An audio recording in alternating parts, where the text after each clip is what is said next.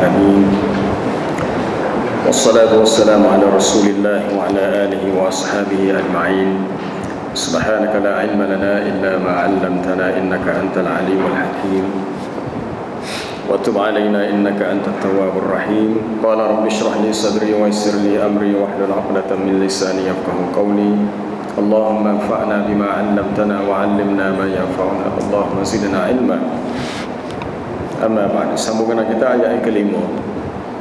Ayat kelima, wa in ta'jab fa'jabun qawluhum. A'udzu billahi minasy syaithanir rajim. Bismillahirrahmanirrahim.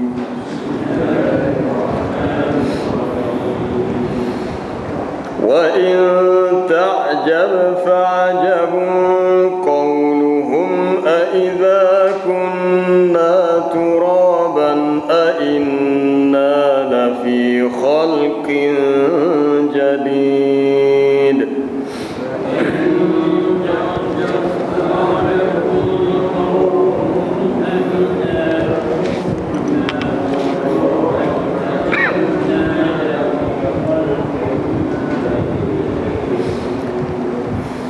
أولئك الذين كفروا بربهم وأولئك الأغلال في أعناقهم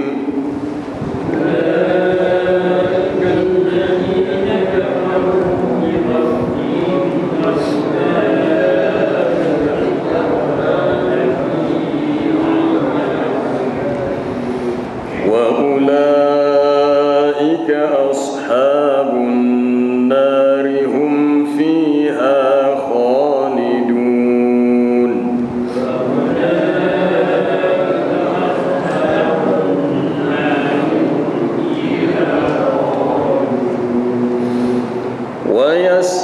ويستعجلونك بالسيئة قبل الحسنة وقد خلت من قبلهم المثلات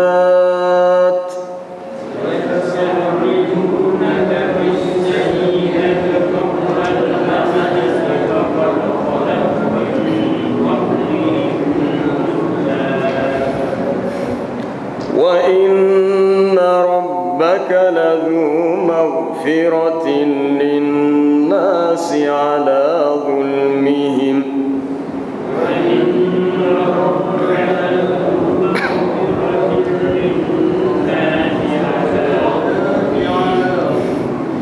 وإن ربك لشديد العقاب.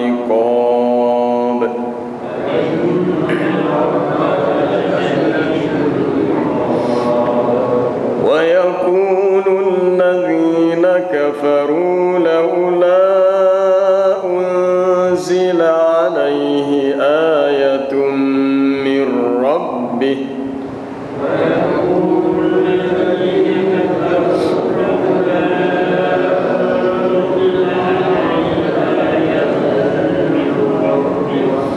إنما أنت منذر ولكل قوم هاد.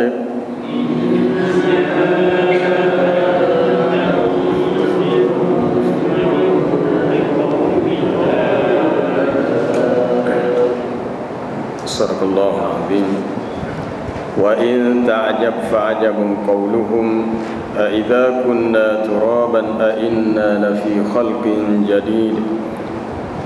Dan jika engkau ya Muhammad merasa hairan, maka yang lebih menghairankan adalah ucapan mereka yang berbunyi, apakah apabila kami telah menjadi tanah, maka kami akan dikembalikan menjadi satu makhluk yang baru. Ulaika allazina kafaru bi rabbihim, mereka itulah orang-orang yang engkar kepada Tuhan mereka. Wa ulaikal awlalu fi a'naqihim, mereka itulah orang-orang yang akan diletakkan belenggu rantai pada leher mereka. Wa ulaika ashabun nari hum fiha khalidun, mereka itu adalah penghuni neraka dan mereka kekal di dalamnya. Wa yasta'jilunaka bis-sayyi'ah wa yasta'jilunaka bis-sayyi'ati qabla al-hasanati wa qad khalat min qablihimul mathulat. Dan mereka minta kepadamu agar dipercepatkan, disegerakan datangnya siksaan, azab siksaan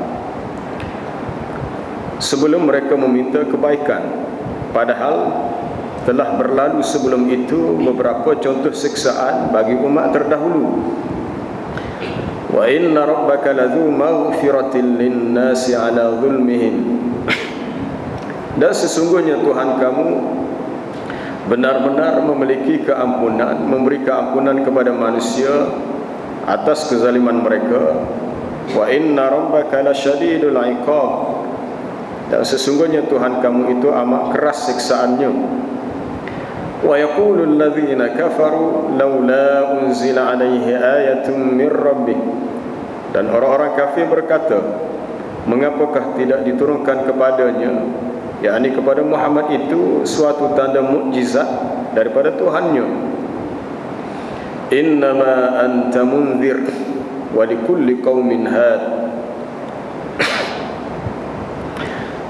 Sesungguhnya engkau hanyalah seorang yang memberi peringatan, dan bagi setiap kaum itu ada orang, yakni Rasul, yang datang membawa petunjuk.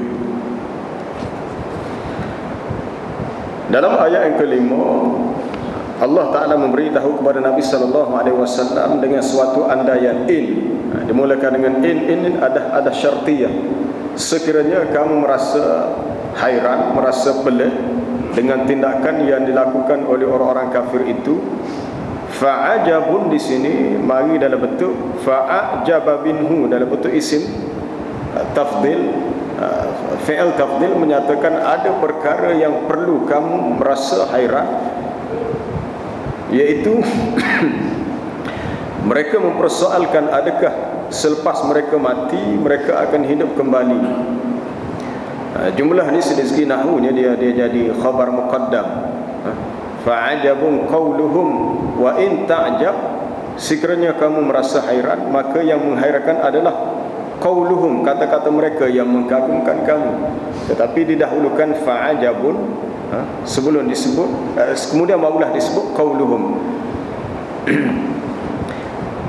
Lalu mereka berkata, istifham, kalau kita tengok istifham di sini, persoalan ini tidak mari dengan hal, tapi mari dengan a idza kunna, adakah ketika mana kami sudah menjadi tanah.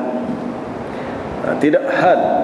Dari segi bahasa sebenarnya a dengan makna adakah berbanding dengan hal dengan makna adakah, walaupun kedua-duanya diterjemah dengan adakah, dari sudut bahasa Arab kalimah hamzah istifham mempunyai maksud yang lebih mendalam, lebih maksud lebih kemah lagi. Lalu mereka bertanya, adakah setelah kami menjadi tanah, yakni adakah kami akan dibangkitkan untuk hidup semula menjadi suatu makhluk yang baru. Jadi ayat sebenarnya dalam bentuk ada alamatus soal, ada tanda soal, tanda tanya, dan ada question mark, ada tanda soal. Tapi dalam kaedah penulisan Quran, walaupun ayat ni dalam bentuk persoalan, tidak dibubuh tanda tanya, tidak dibubuh tanda seruan, itu kaedah rasam penulisan Quran, tapi dapat difahami ayat ni dalam bentuk pertanyaan. Inilah punca utama di mana orang-orang kafir di Mekah, bahkan orang-orang kafir selepasnya sehinggalah ke hari ini, salah satu punca mereka menjadi kufur, ingkar, kerana tidak meyakini adanya kehidupan selepas kematian, tidak meyakini adanya hidup selepas mati, kerana merasakan amat jauh sekali orang yang mati boleh hidup semula. Perkara ini diulang beberapa kali. Istifham ni diulang beberapa kali. Kalau kita sama dalam Quran ada 11 ayat yang seumpama ni. Dalam surah Ar-Ra'd yang kita baca ni, surah Al-Isra, wa qalu a idza kunna 'idhaman wa rufatan, ada kalimah rufatan, adakah kami sudah menjadi tulang dan hancur luluh. Di sini menjadi turaban, tanah. dalam surah Al-Mu'minun, surah An-Nahl, Al-Ankabut, surah As-Sajdah, As-Saffat, Al-Waqi'ah, An-Nazi'at.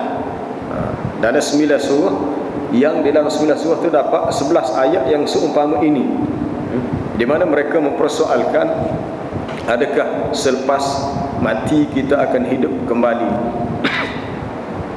Di antara perkara pokok dalam akidah Islam ialah beriman kepada hari kiamat, beriman kepada hari akhirat, beriman kepada adanya hidup selepas mati. Bahawa kehidupan kita di dunia adalah kehidupan untuk diuji, adalah suatu fasa kehidupan untuk Allah Ta'ala nilai supaya masing-masing akan terima balasan di akhirat. Balasan itu disebut al-jaza min jinsil amal, balasan berdasarkan jenis amalan. In kana khairan fa khairun, in kana syarran fa syarrun. Ungkapan ini banyak kita akan jumpa dalam kitab tafsir. Sekiranya amalan manusia ini baik, baiklah balasannya. Sekiranya buruk amalan dia, maka buruklah balasannya. Ungkapan yang disebut juga al-jaza min jinsil amal, balasan diberikan berdasarkan jenis amalan. Jadi oleh kerana orang kafir tidak percaya kepada hari akhirat, tidak percaya kepada hidup lepas mati, bagi mereka tidak ada keperluan untuk mereka buat baik. Kalau nak buat jahat pun boleh, nak buat baik pun boleh. Sebab mereka beranggapan hidup ni hidup semata-mata di dunia. Apabila tidak yakin adanya hari akhirat, tidak yakin adanya hari kiamat, mereka mempersoalkan bagaimana mungkin manusia yang sudah mati, yang tulangnya sudah berserakan, boleh bercantum kembali.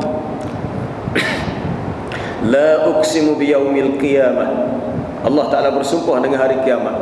Wa la uqsimu bin nafsil lawwamah, aku juga bersumpah dengan nafsu yang sering mencela dirinya. Ayahsabul insanu allan najma'a idhamah, adakah manusia mengira bahawa kami tidak akan menghimpunkan tulang-tulangnya? Maknanya adakah manusia mengira kami tidak akan menghidupkan mereka kembali? Bala qadirina ala an nusawwiya banana, bahkan Allah Ta'ala berkuasa untuk menyusun jari-jarinya. Usahkah tulang-tulang yang besar, jari-jari yang tulang yang kecil pun Allah Ta'ala berkuasa untuk menghimpunkannya. Bahkan manusia yang kafir itu, bal yuridul insanu liyafjura amamah, bahkan manusia yang kafir itu mahu melakukan kejahatan untuk hari-hari yang seterusnya, sebab dia tidak yakin adanya kehidupan selepas kematian. Bagi dia mati-matilah. Lalu oleh kerana tidak yakin, maka dia mempersendakan dakwah Rasul dan dia berkata, yas'alu ayyana yaumul qiyamah, bila hari kiamat. Kalau kiamat ini berlaku bila? Maka Allah Ta'ala mengkhabarkan beberapa tanda-tanya. Fa'idha khasafal qamar, fa'idha khasafal qamar wa jumi'a syamsu wal qamar, apabila hilangnya cahaya matahari, bulan dihimpunkan. Lalu ketika itulah manusia akan berkata, ke mana ke tempat untuk lari? Kita akan hidup kembali. Ini suatu akidah yang perlu ditanam sungguh-sungguh. Rasulullah SAW menggambarkan dalam riwayat hadis yang sahih, riwayat Bukhari dan Muslim daripada Abu Hurairah radhiyallahu anhu, berhubung dengan hidup selepas mati. Bainan nafkhataini arba'una, antara dua tiupan sangkakala ada 40. 40 tu 40 tak dipastikan. Lalu bila sahabat yang lain bertanya kepada Abu Hurairah, yang kamu dengar daripada Nabi 40 ke apa? Arba'una yawman, 40 hari ke? Abaitu, aku nak ayat tak boleh. Tak boleh nak beritahu, sebab Nabi hanya sebut 40. Ataupun arba'una syahran, 40 bulan ke? Abaitu, aku tak boleh nak cerita. Atau arba'una sanatan, atau boleh jadi 40 tahun pun abaitu, aku tak boleh nak cerita. Tapi yang pentingnya 40. Boleh jadi 40 hari, 40 tahun, 40 bulan. Antara an-nafkhatul ula wan nafkhatul thaniyah, tiupan sangkakala yang pertama dan yang kedua. Yang pertama disebut ar-rajifah, yang kedua ar-radifah. Wan nazi'ati warqa, wan nashitati nashta, was-sabihati sabha, fas-sabiqati sabqa, fal mudabbirati amra. Yauma tarjufur rajifah tatba'uha ar-radifah. Ar-rajifah maknanya an-nafkhatul ula, tiupan sangkakala yang pertama. Ar-radifah, tiupan sangkakala yang kedua. Tiupan sangkakala yang pertama mematikan semua makhluk yang masih ada di atas muka bumi. Setelah berlalu tempoh selama 40, boleh jadi 40 hari, boleh jadi 40 bulan, boleh jadi 40 tahun. Kemudian ditiup sangkakala yang kedua oleh malaikat Israfil. Lalu manusia akan bangkit daripada kuburnya. Setelah manusia mati, sama ada sebelum tiupan sangkakala yang pertama ataupun selepas berlakunya tiupan sangkakala yang pertama, yabla kullu syai'in minal insan illa ajabadz-dzanab. Akan binasalah, hancurlah segala bahagian anggota manusia kecuali ajabadz-dzanab ni tulang bahagian atas, rusuk tulang sulbi bahagian atas, pinggang seseorang manusia, atas pinggang kita. Hak tu tidak hancur walaupun beribu tahun. Hak lain tu hancur lebu. Tulang manusia biasanya kita kata dalam tempoh 40 tahun, kalau korek kubur masih ada lagi tulang. Mungkin beratus tahun masih ada lagi. Tapi untuk tempoh yang sangat lama boleh jadi tidak ada. Tapi hak tulang, hak tu masih ada. Minha yurakkabul khalq, daripada tulang hak satulah akan terbentuk makhluk yang baru. Yang cuba dipertikaikan oleh orang kafir, aidza kunna turaban a inna la fi khalqin jadid, adakah kami akan hidup balik. Ini di awal surah Ar-Ra'd. Banyak persamaan dengan surah lain. Ya, ada surah lagi, surah terlupa nak sebut tadi, surah Qaf. Cuba balik rujuk di awal surah Qaf, ceritanya hampir sama. Daripada tulang sulbi yang disebut ajabudz-dzanab akan terbentuk suatu makhluk yang baru, kita manusia yang mati. Kemudian lepas tu thumma yunzilullahu ma'an, Allah Ta'ala menurunkan air daripada air hujan membasahi bumi, fayambutuna kama yambutul baqal, maka tumbuhlah manusia, keluarlah manusia daripada kubur masing-masing sebagaimana keluarnya pokok-pokok ni, sayur ke rumput tak kira lah. Selepas turunnya hujan, bumi basah, tumbuh. Begitulah manusia keluar daripada kubur. Qaf wal Qur'anil Majid bal ajibu an ja'ahum munzirun minhum, bahkan orang-orang kafir merasa hairan kerana datangnya seorang utusan yang memberi peringatan dalam kalangan mereka. Lalu mereka berkata, bal ajibu an ja'ahum munzirun minhum faqala al-kafiruna hadza syai'un ajib. Lalu orang kafir berkata, ini suatu perkara yang sangat pelik. A idza mitna wa kunna turaban, adakah kami setelah kami mati, setelah kami menjadi tanah, adakah kami akan hidup balik? Kalau hidup balik, dzalika raj'un ba'id, ini suatu pengembalian yang jauh. Ataupun tidak mungkin kita akan hidup kembali dalam keadaan kita sudah hancur. Nak menanamkan keyakinan kepada manusia adanya hidup lepas mati ini bukan perkara yang mudah. Sebab perangai manusia, dia tidak akan nampak sesuatu itu kecuali dia melihat dengan mata. Di ayat 5 hari ini, setelah dalam ayat sebelum kita dah baca dulu, Allah Ta'ala memberikan tanda-tanda kekuasaan daripada langit, bumi, tumbuh-tumbuhan.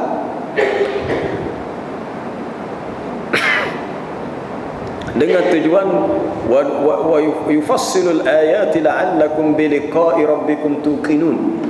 Dia menjelaskan semua ayat-ayat itu, mudah-mudahan kamu yakin dengan adanya pertemuan dengan Tuhan kamu.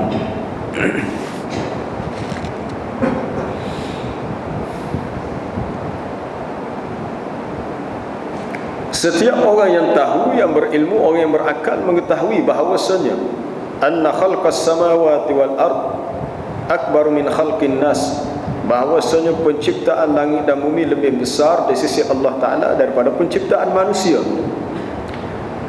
Penciptaan langit dan bumi lebih besar daripada penciptaan manusia.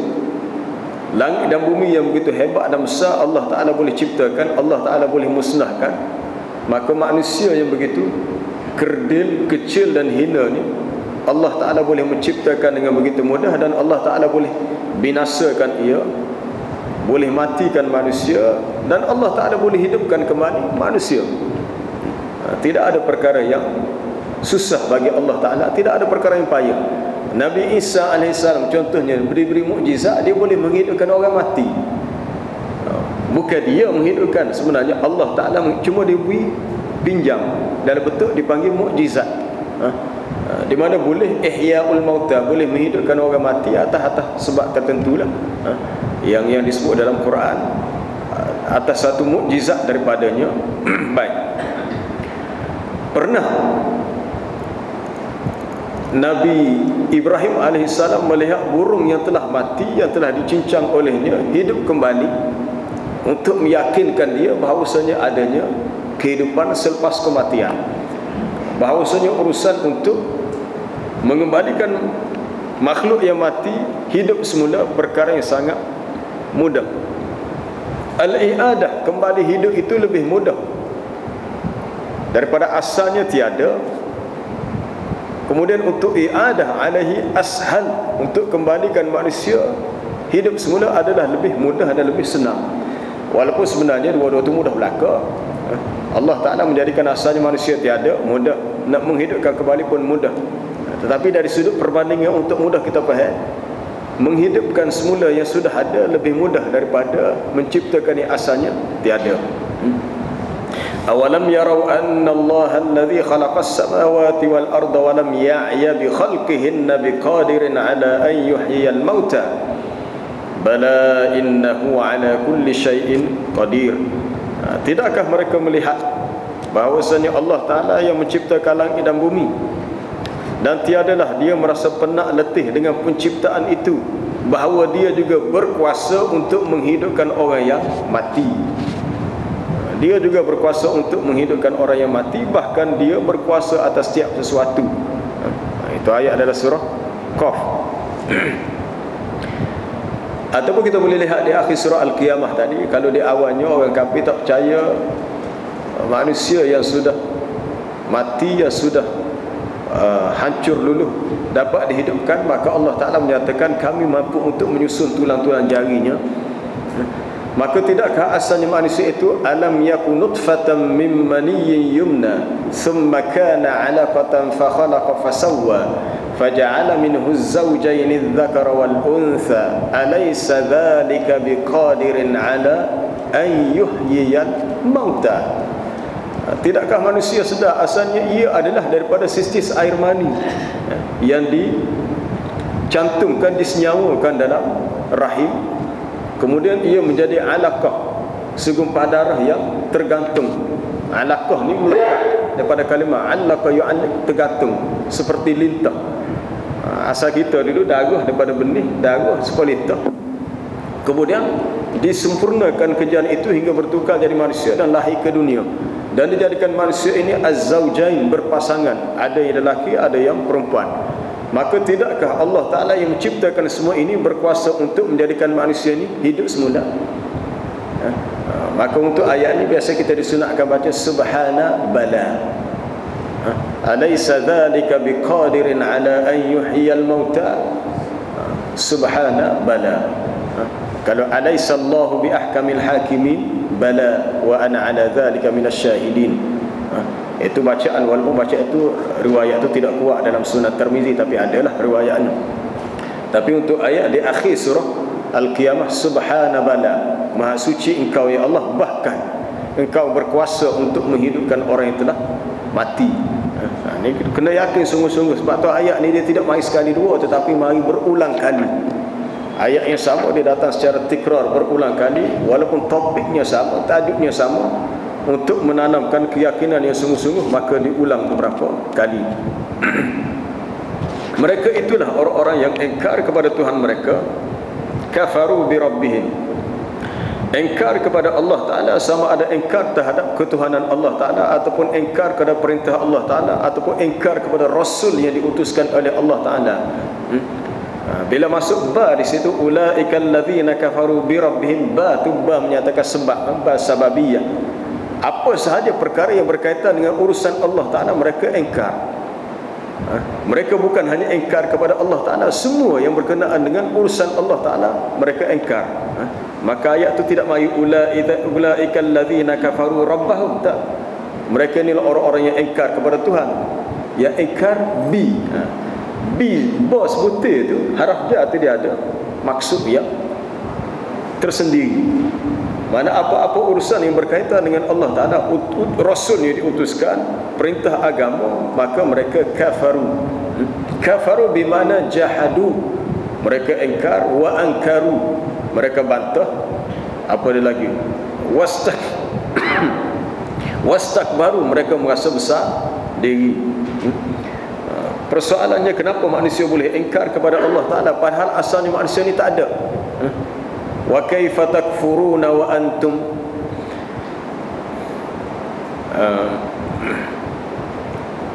dalam ayat wa kaifa takfuruna, asalnya kamu wahai manusia, apa dia dalam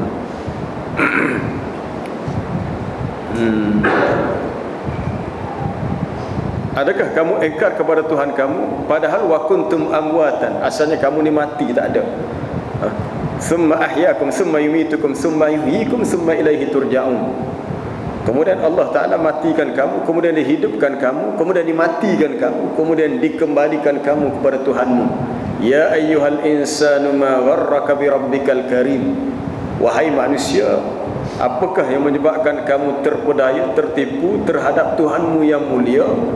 Padahal dialah yang telah allazi khalaqaka fasawwaka fa'adalaka fi ayyi suratin ma syaa rakkabak. Padahal dialah yang telah menciptakan kamu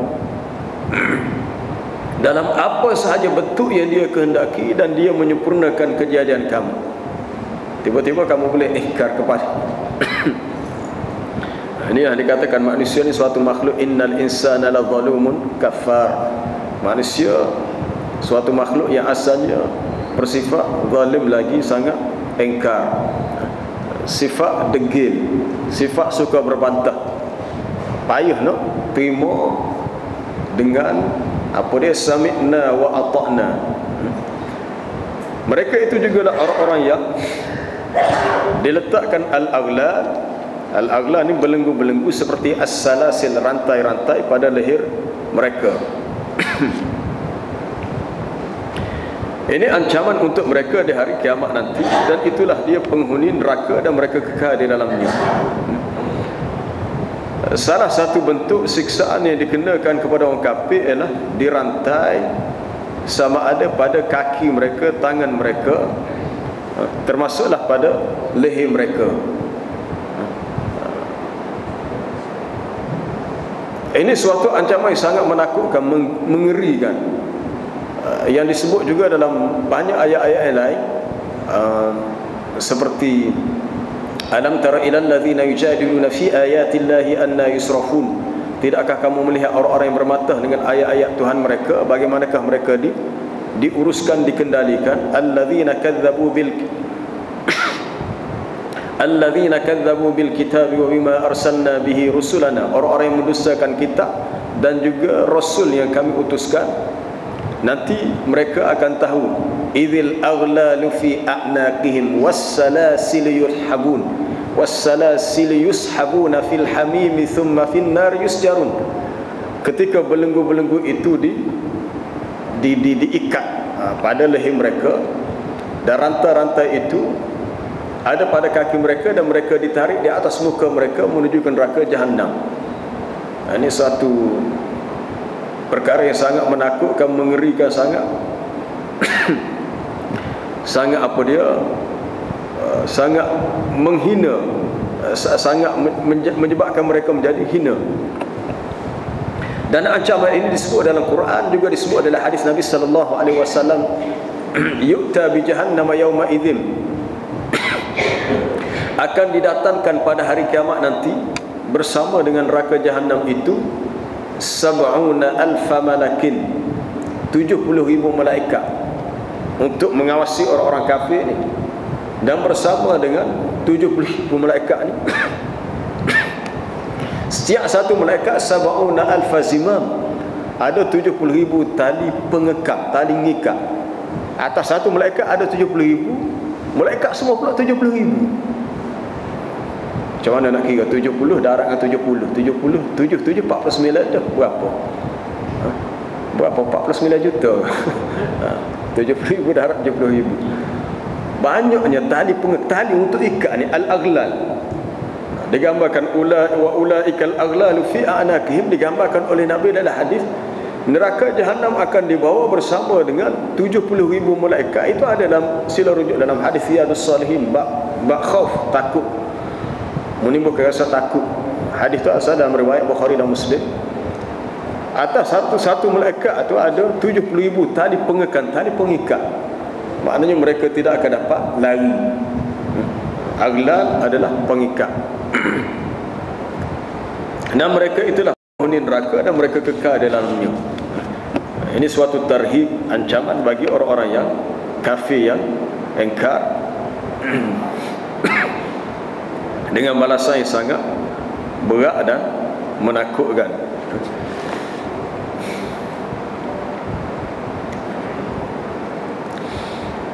Baik, mereka bukan setakat menolak dakwah Rasul, bukan sekadar tidak percaya kepada ada hidup lepas mati, bahkan mereka juga mempersendakan Rasul dengan cara minta disegerakan as-sayyi'ah. Wa yasta'jilunaka bis-sayyi'ah. Mereka minta supaya istijal, disegerakan as-sayyi'ah.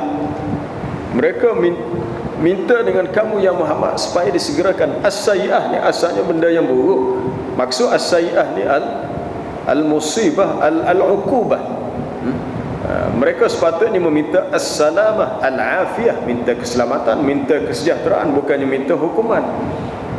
Ini dalam bentuk istihza ataupun sukhriyah, dalam bentuk mengejek, mempersendakan. Padahal telah berlalu sebelum itu al-masulat, beberapa hukuman yang menimpa umat terdahulu. Sepatutnya dia tengok dah umat terdahulu berlaku gini, ambillah pengajaran.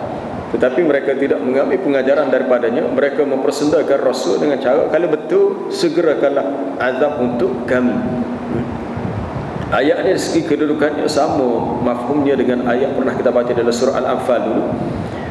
Wa idh qala Allahumma in kana hadha huwal haqqu min 'indik. Dan ingatlah ketika mereka berkata, ya Allah, sekiranya dakwah Muhammad ini adalah perkara yang benar daripada kamu, fa'amtir alaina hijaratan minas sama', turunkanlah hujan batu daripada langit ke atas kami. Kita kata kalau dia ni fikir nak benda mana, dia kata ya Allah. Memang orang kafir Mekah pun berdoa ya Allah juga, Allahumma juga. Sebab mereka bukan tidak tahu tentang Allah Ta'ala sebagai Tuhan, mereka tahu, tetapi mereka melakukan syirik tu ya. Syirik tu yang jadi kafir tu sebab syirik. Bukannya soal dia tidak beriman kepada Allah, mereka beriman, tetapi keimanan yang tidak walid, yang tidak sah sebab adanya syirik, kerana menjadikan selain daripada Allah sebagai sembahan, atau menjadikan benda-benda yang tidak ada kuasa sebagai pemberi syafaat. Apa semua berada. Kami harap esok di hari kiamat mudah-mudahan dia akan syafaat, akan minta syafaat dengan Allah Ta'ala. Sebab tu syafaat kena beringat mana, kita tidak boleh meminta syafaat dengan apa kita kata main-main gitu, tak boleh. Sebab syafaat ni daripada Allah Ta'ala dan tidak akan diberikan kecuali kepada sesiapa yang dia izinkan sahaja. Adapun orang-orang yang Allah Ta'ala izinkan beri syafaat seperti Rasul, Nabi, ataupun orang tertentu seperti orang mati syahid, semua itu berlaku dengan izin Allah. Tetapi orang-orang kafir menyembah berhala menganggap bahawa berhala mereka dapat mensyafaatkan mereka di sisi Allah. Maka itu sudah jatuh kepada syirik, menyebabkan permohonan mereka menjadi sia-sia. Mereka mempersendakan Rasul dalam doa. Mereka kata, ya Allah, turunkan hujan batu daripada langit, ataupun awitina bi'adzabin alim, ataupun datangkan kepada kami dengan azab yang pedih, dengan azab yang menyakitkan. Adalah lebih baik kalau mereka berdoa, ya Allah, sekiranya dakwah ni dakwah yang benar, bukakanlah pintu hati kami untuk menerimanya. Sebab tu ini satu pengajaran untuk kita. Pengajaran untuk kita, kalau kita berdepan dengan perkara yang tidak kita sukai, adalah lebih baik kita jangan segera berdoa benda yang buruk. Sebaliknya kita bersegera kepada doa yang baik dulu. Ambil hak baik dulu, baru ambil hak buruk. Hak buruk tu kalau boleh ketepikan, ataupun bila sampai kepada tahap memang terpaksa barulah. Nabi SAW sendiri dalam, kalau baca dalam sirah, bila berdepan dengan kejahatan orang-orang kafir, jangan benar hak Nabi doa benda hak buruk. Jangan benar. Contohnya seperti dalam peristiwa Bi'ru Ma'unah, peristiwa di mana 70 orang sahabat Nabi yang hafal Quran dihantar sebagai pendakwah, sampai tengah jalan dibunuh. Ini betul. Rasulullah nak marah nama dia, mendoakan bala selama 30 hari betul-betul. Tapi hak lain-lain tak. Masa dakwah di Taif, walaupun Jibril AS menawarkan kepada Nabi, aku boleh ambil bukit ini untuk hempapkan kepada penduduk Taif. Nabi kata tak payah. Walaupun mereka tak beriman, aku mengharapkan anak cucu mereka akan beriman. Mana dia boleh berdepan dengan kejahatan manusia dengan sifat al-hilm, sifat penyantun. Masih boleh bersabar. Biasanya kita, naluri kita manusia, bila kita nak marah, kita lebih cepat untuk mendoakan hak buruk. Betul ke tak? Kita nak marah, orang ni mesti mana ni, 2-3 tahun dah buta, tak payah lagi kat aku ni. Kita pun, ya Allah, kalau boleh biarlah dia mati cepat-cepat, aksiden ke. Contoh itu contoh. Nak melepaskan sama marah. Sama ada boleh jadi, sama ada doa tu Allah Ta'ala makbul kata tidak, dari dua lagi. Tapi sebenarnya itu bukan pilihan yang terbaik. Bukan pilihan yang terbaik.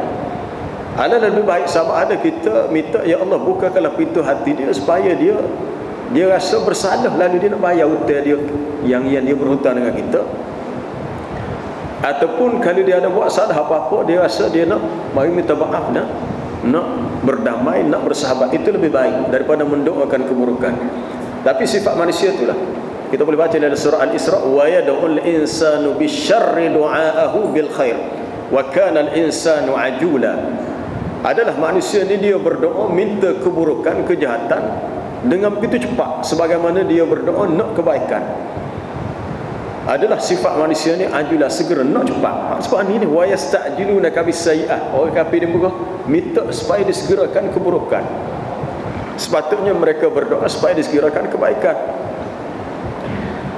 Dalam kita berdepan dengan kemulut situasi politik sekarang,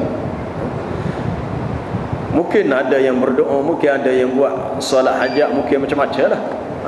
Tapi persoalan apa yang kita minta dalam doa kita? Adakah orang-orang yang kita tidak suka di kalangan orang politik, adakah kita mendoakan kebaikan atau keburukan? Itu persoalan. Kalau kita mendoakan kebaikan, baik, dia baik akan semua sekali. Tapi kalau kita mendoakan keburukan, dia jatuh ke apa, belum tentu lagi jatuh dia saja, boleh jadi orang lain pun akan dapat susah juga. Ada tempiasnya, ada kesan. Sebab tu untuk pemerintah, dia tidak serupa dengan doa untuk orang biasa. Lebih baik mendoakan kebaikan. Itu telah dipesan oleh Nabi SAW dalam hadis Sahih Muslim, khiyaru a'immatikum, sebaik-baik pemimpin kamu ialah yusalluna alaikum wa tusallina alaihim. Mereka mendoakan kebaikan untuk kamu, kamu mendoakan kebaikan untuk mereka. Yuhibbunakum wa yuhibbunahum, mereka kasih kepada kamu dan kamu kasih kepada mereka. Wasyiraru a'immatikum, sejahat-jahat pemimpin kamu ialah yal'anunakum wa tal'anunahum, mereka melaknat kamu, kamu melaknat mereka. Maksud melaknat ni pakat nyupuh. Bahasa kita mudah nyupuh. Kita mencaci dia, dia mencaci kita. Dan seburuk-buruk pemimpin kamu ialah yubghidunakum wa tubghidunahum, mereka marah kepada kamu, kamu marah kepada mereka. Sebab tu dalam bab doa, dalam bab permintaan, kita hendaklah mendahulukan doa yang baik, minta yang baik, lebih kepada yang positif, bukan yang negatif. Lebih kepada yang negatif. Walaupun terasa berat sama mana, walaupun terasa payah. Itu kita boleh lihat dalam contoh dakwah para nabi dan rasul. Kerana mereka meletakkan kasih sayang, bukannya iri hati, bukannya dendam, bukannya benci. Kita sama manusia ini serupa yang berlaku. Kalau kita tidak serupa dengan orang lain dari sudut mungkin faham politik, dalam pendapat masalah-masalah agama, kita jangan anggap musuh. Tak. Kita anggap kita adalah satu. Bukan satu-satu Malaysia, ada satu dengan maksud ya ayyuhan nasu taqu rabbakumul ladzi khalaqakum min nafsin wahidah. Wahai manusia, bertakwalah kepada Tuhan kamu yang telah menciptakan kamu asalnya daripada satu diri, iaitu Nabi Adam alaihissalam. Asal manusia saja. Kalau kita balas pun balas dengan manusia, makhluk yang serupa kita juga. Adalah lebih baik kita mengutamakan kasih sayang. Ya, ini contoh kita boleh pengajaran kita boleh ambil daripada ayat ini, di mana orang-orang kafir yang keras hati mereka, mereka tidak mahu untuk minta kebaikan, tapi mereka minta kejahatan. Ayat seumpama juga boleh rujuk di akhir surah Al-Mulk. Al-Mulk. Qul ara'aytum in ahlakani Allah wa man ma'iya aw rahimana faman yujirul kafirina min azabin alim. Katakanlah, sekiranya Allah Ta'ala membinasakan aku, katakanlah ya Muhammad kepada mereka, wahai orang-orang kafir di Mekah, sekiranya Allah Ta'ala membinasakan aku, maknanya sekiranya Allah Ta'ala mematikan aku dan juga orang-orang yang bersama denganku, maka siapakah pula yang dapat menyelamatkan orang-orang kafir daripada azab yang pedih? Ayat ni turun sebab orang kafir di Mekah pernah berdoa minta supaya Nabi SAW dan para sahabat dibinasakan, dimatikan cepat-cepat. Dia kata sahabat kami dok molek-molek dia buat agama hak datuk ni, moyo tiba-tiba mari hak ni pengacau ni ganggu ni. Lalu bila mereka berdoa begitu, lalu turunlah ayat suruh Nabi beritahu mereka, in ahlakani Allahu wa man ma'iya. Kalau Allah Ta'ala matikan aku dan juga sahabat-sahabatku, adakah bermakna kamu selamat, aku seorang mati juga aku. Sebab bila turun bala tu di Mekah, maka semuanya akan mati. Maka tidak ada faedahnya minta doa sebegitu. Tetapi Allah Ta'ala tidak akan menurunkan bala musibah as-sayyi'ah yang mereka minta kalau Rasulullah masih ada di situ. Berdasarkan ayat dalam surah Al-Anfal yang telah kita baca tafsirannya dulu, wa ma kana Allahu liyu'adzibahum wa anta fihim wa ma kana Allahu mu'adzibahum wa hum yastaghfirun. Dan tidaklah Allah Ta'ala mengazab mereka, menyiksa mereka kalaulah engkau ya Muhammad masih ada bersama dengan mereka, dan tidaklah Allah Ta'ala mengazab mereka sekiranya mereka terus beristighfar.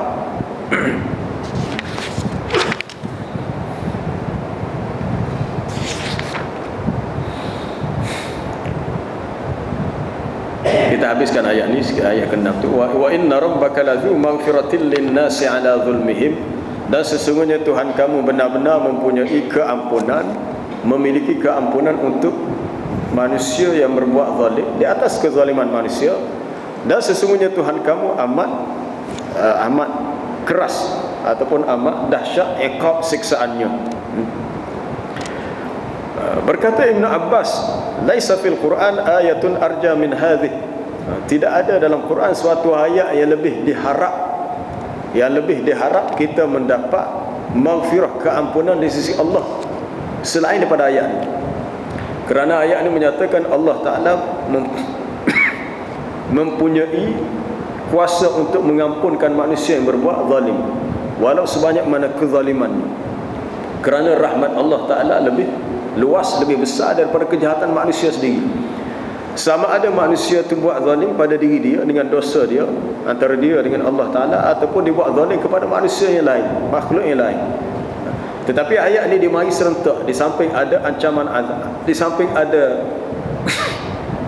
ar-raja, harapan bahawasanya masih mendapat maghfirah, tapi pada masa yang sama diingatkan bahawa Allah Ta'ala itu syadidul iqab.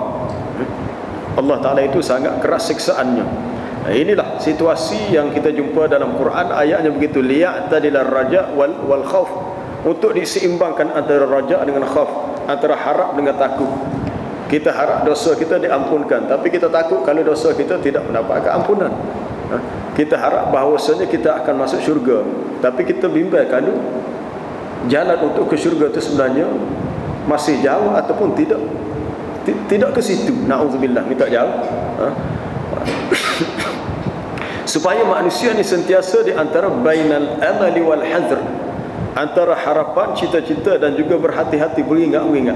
Kena beringat dan berjaga-jaga. Maka dia mari serentak. Ada khauf, ada raja, ada takut dan ada harap. Tapi antara kedua tu hak lebih kena besar kedudukannya ar-raja. Sebaiknya seimbang, tapi kena tinggi kepada ar-raja. Tapi tidaklah sampai ar-raja tu menyebabkan orang tu mempermainkan dosa. Orang tu buat dosa, tak apa buat dosa. Lepas tu kita bertaubat. Apa sebab Tuhan kan Maha menerima taubat, Maha pengampun. Tak boleh gitu. Itu dah lari daripada kaedah betul. Ataupun sampai kepada takut yang amat sangat sehingga orang tu jadi putus asa. Dia kata dia dah banyak buat dosa, seolah-olah dia rasa tidak ada harapan untuk diampunkan dosa. Kalau ada rasa gitu, inilah dosa yang besar. Satu kesalahan dosa yang besar, dosa yang besar apabila seseorang tu merasakan dosa yang dia buat tu lebih besar, lebih banyak daripada rahmat dan keampunan Allah. Dia akan sampai kepada peringkat dipanggil at-tayyis atau al-kunutu, orang yang benar-benar putus asa. Ada tak boleh? La taqnatu min rahmatillah, la tayasu min rauhillah. Jangan kamu putus asa. Sifat putus asa daripada rahmat Allah merupakan satu dosa yang besar. Walaupun sebanyak mana seseorang itu buat dosa, jangan dia rasa tidak ada harapan untuk diampunkan dosa dia, tapi hendaklah ada rasa khauf, takut. Sebab tu kalau perhati dalam kitab Riyadhus Shalihin, comel Imam Nawawi susun ar-raja, lepas ar-raja al-khauf, lepas tu kelebihan al-jam'u bainal khauf war-raja. Himpun kena himpun antara khauf, takut, dengan raja, harapan. Tapi kalau bila hadis-hadis antara raja dan khauf, bab raja tu lebih banyak daripada bab khauf. Hadis berkenaan dengan bab menaruh harapan kepada Allah lebih banyak daripada hadis menaruh rasa takut. Sebab tak apa kata tadi, biar raja tu tinggi sikit, moleknya seimbang, tinggi sikit, mungkin 60-40 ataupun molek 70-30, tapi sebabnya seimbang. Jangan itu sangat, takut jadi kita mempermainkan perbuatan yang kita anggap tak apalah, dosa kecil. Tuhan kan Maha Pengampun, luas keampunannya. Kalau gitu jadi takut kepada tala'um. Tetapi Allah Ta'ala itu luas keampunannya, dan dia tahu akan kelemahan diri kita untuk mengelak daripada berbuat dosa adalah mustahil untuk kita katakan manusia tidak ada dosa. Tetapi Allah Ta'ala telah memberi peluang kepada kita bahawa di timur dan di barat ada satu pintu yang luas terbuka, iaitu babut taubah, pintu taubat. Dan pintu itu tidak akan ditutup selagi belum kiamat. Tetapi apabila matahari naik di sebelah barat, maka pintu itu akan ditutup. Itu boleh tengok dalam hadis yang sahih, seperti yang dikhabarkan oleh Safwan bin Hassan apabila ditanya oleh Zir bin Hubaish berhubung dengan masalah taubat, mana Allah Ta'ala menyediakan pintu taubat yang sangat luas, seluas timur dan barat selagi belum kiamat. Kita berhenti setakat ayat penting. InsyaAllah kita sama semula. Subhanakallahumma bihamdika asyhadu an la ilaha illa anta astaghfiruka wa atubu ilaik. Wal 'asri innal insana illal ladzina amanu wa 'amilus solihati wa sabiqal